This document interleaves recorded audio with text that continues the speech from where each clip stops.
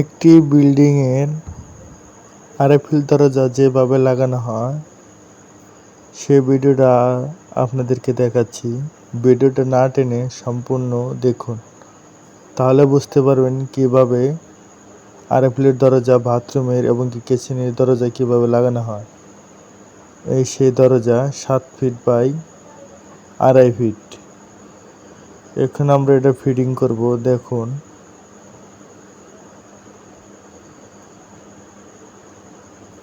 কিভাবে লাগানো হচ্ছে, ভিডিওটা মনোযোগ সহকারে দেখুন। দরজাটা লাগানোর পরে নিচের দিকে জাম দিতে হবে এবং কি উপরের দিকে ভালো করে জাম দিতে হবে, দিয়ে দরজাটা খাড়া করে নিয়ে সুন্দর করে নিতে হবে যাতে কোনো প্রকার দরজাটা না নড়ে। যেহেতু প্লাস্টিকের দরজা কোনো প্রকার পড়ে গেলে ভাঙার সম্ভাবনা থাকবে, এই জন্য খুব মনোসহকারে লাগাতে হবে।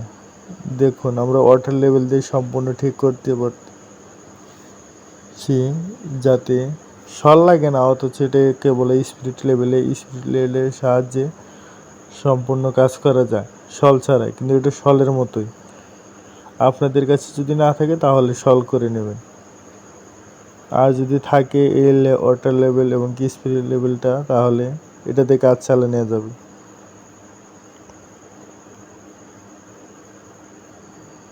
দেখুন এবং কি প্লাস্টারের সাথেও মিল ঠিক আছে, আবার আমাদের ওয়াটার লেভেলের সাথেও মিল আছে।